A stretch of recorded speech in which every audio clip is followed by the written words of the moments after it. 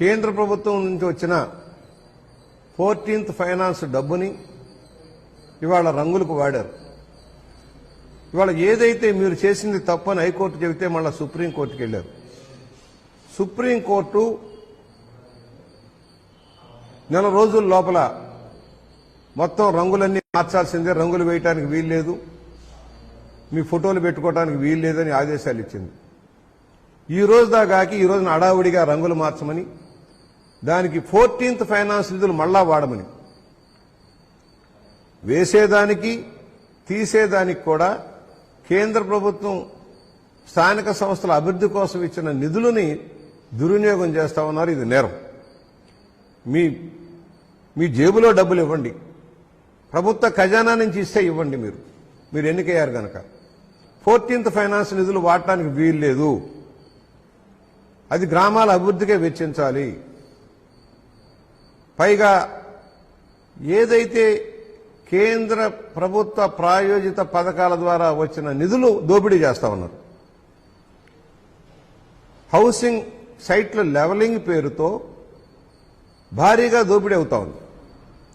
యంత్రాలు వాడుతూ ఉన్నారు. పూర్తిగా మ్యాండేట్స్ ఇవ్వటంలా ఎవరైతే ఉన్నారో పని కల్పించాలో ఆ పని దినాలు కల్పించకుండానే మెరకల పేరుతో దోపిడీ చేస్తా ఉన్నారు. లెక్కలు లేవు. అధికారుల మీద ఒత్తిడి తెచ్చి వైఎస్ఆర్ పార్టీ చెప్పబడుతున్న పార్టీ యొక్క ఎమ్మెల్యేలు, ఎంపీలు, వారి నాయకులు నామినేషన్ల మీద పనులు చేస్తా ఉన్నారు. దీని మీద సమగ్ర విచారణ జరగాల్సిన అవసరం ఉంది. రాష్ట్ర విజిలెన్స్ కమిషన్ కానీ, సిబిసిఐడి కానీ, రాష్ట్రానికి సంబంధించిన సిఐడి విభాగం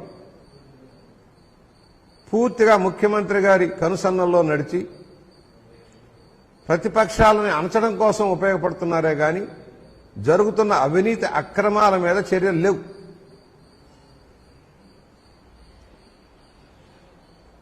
ఇవాళ కేంద్రం ఇచ్చిన నిధులు గ్రామాల్లో రహదారులకు కానీ కాలువలకు కానీ ఇవ్వటం లేదు.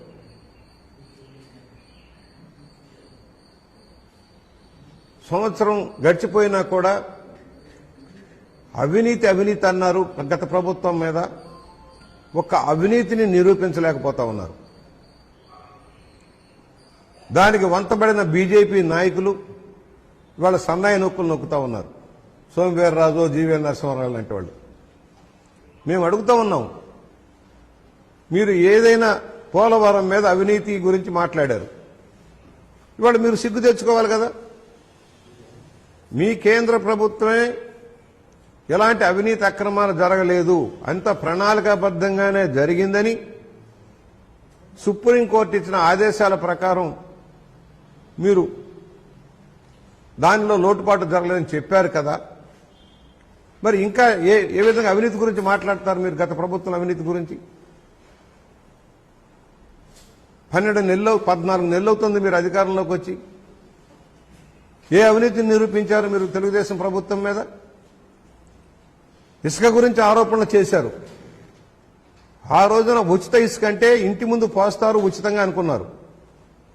కానీ రవాణా ఖర్చులు, లేక లోడింగ్ ఖర్చులు, పడవ ఖర్చులు ఉంటాయనేది మర్చిపోయి ఇంటికి ఉచితంగా రావాలన్నట్టుగా బీజేపీ నాయకులు వైఎస్ఆర్ పార్టీలను ప్రచారం చేశారు. కారు చౌకగా రవాణా ఖర్చులతో వచ్చిన ఇసుక పేరు పెట్టి అవినీతి ఆరోపణలు చేసిన మీరు ఈ రోజున ఇంత అవినీతి జరుగుతూ ఉంటే, ఇసుక మాఫియా దందా నడుస్తూ ఉంటే ఎందువల్ల మీరు చర్యలు తీసుకోవడం లేదని ప్రశ్నిస్తా ఉన్నాం. ఏమైపోయింది? మీరు ఏదో స్పెషల్ ఫోర్స్ని పెట్టామంటారు. లిక్కర్ మాఫియా, శాండ్ మాఫియా అప్రతిహతంగా ప్రభుత్వ అధినేతల కనుసరణలో నడుస్తూ ఉన్నాయి. కోట్ల రూపాయలు దోపిడీ అవుతా ఉంది. దీనికి సమాధానం లేదు. మేము అడుగుతా ఉన్నాం, ఎవడబ్బా సొమ్మని ఖర్చు పెట్టావు? 14th ఫైనాన్స్ డబ్బు ఎవడబ్బా సొమ్మని ఖర్చు పెడతా ఉన్నావు? ప్రజల సొమ్ము, ప్రజల నుంచి వచ్చిన సొమ్మును దుర్వినియోగం చేయమని ఎవరు చెప్పారు నిన్ను? నీ ఫోటోల కోసం, నీ మెహర్బానీ కోసం, పార్టీ రంగుల కోసం వేల కోట్ల రూపాయలు ఎందుకు ఖర్చు పెట్టామని ప్రశ్నిస్తా ఉన్నాం.